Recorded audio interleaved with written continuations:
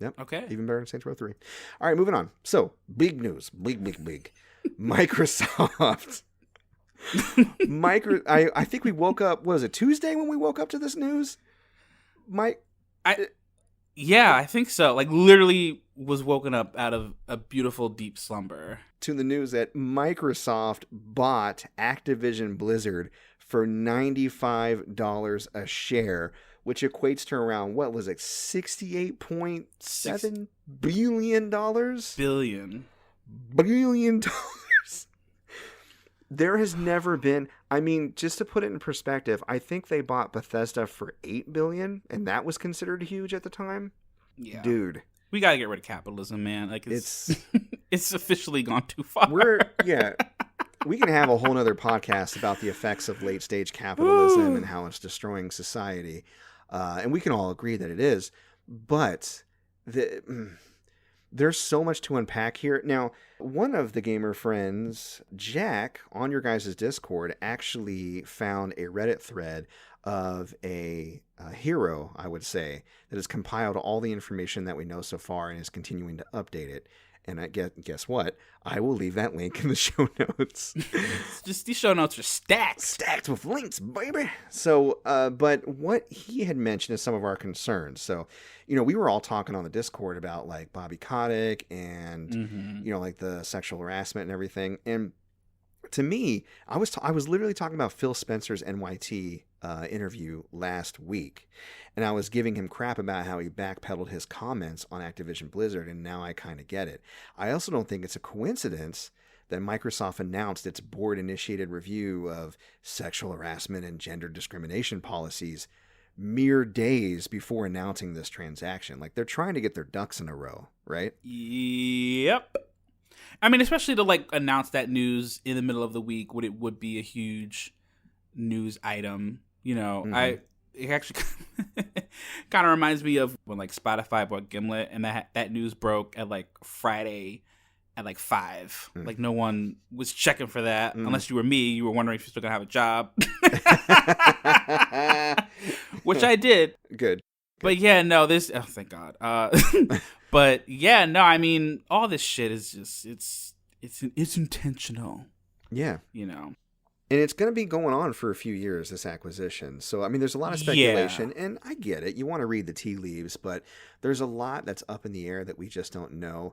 And there's a lot of evidence of Microsoft trying to get ahead of a lot of things, right?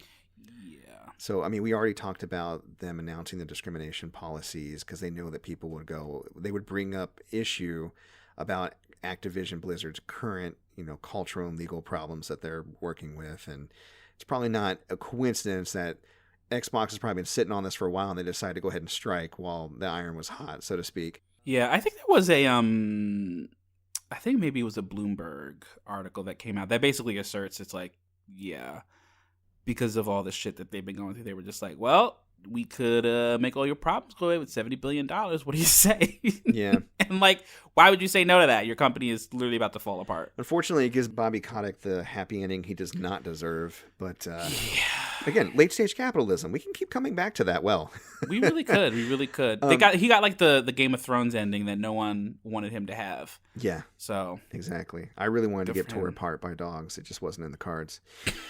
Now, gamer friend Jack, he got a little guff because he was saying that Sony and Tencent have more money than Microsoft. And they don't, but I think I know where he was coming from, because if you look at just their gaming division, it's a claim that Microsoft has recently tried to make.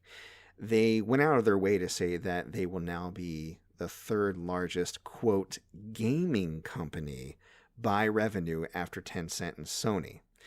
And they're mentioning that importantly to kind of not exactly dog whistle, but signal to regulators, hey, I know you're concerned about our impact on the gaming market, but I mean, Sony's still ahead of us because gaming company. So it can't be that bad, right? Yeah. Yeah, no, I mean, look. They're way richer. They're way richer, and every money is going to be up in their shit. Mm-hmm.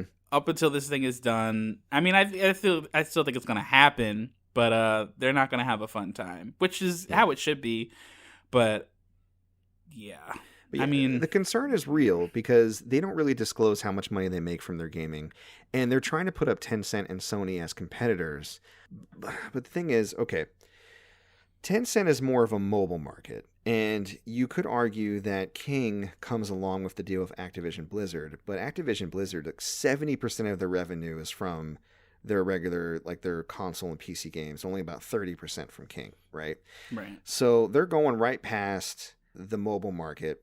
And with Sony, they're skipping the China domestic market too, I should say, because they don't really have much of a presence there either.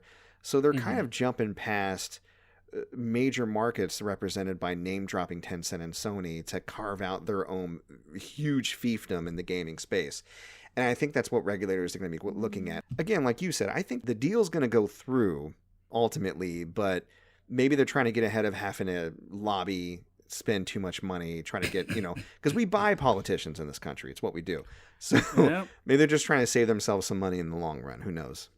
It's their business strategy. So. Yeah. And the other big concern for gamers, of course, is the fact that all of these franchises historically have had big homes on the competing consoles. I mean, look at Call of Duty.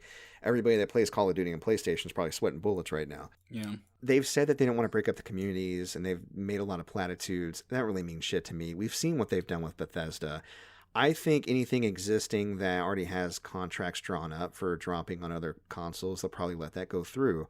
But I think... and then after that, it's, that's how they do it. It's like business as usual. Like everything's fine. Mm-hmm. Until exactly. Mm-hmm. Yeah. And then,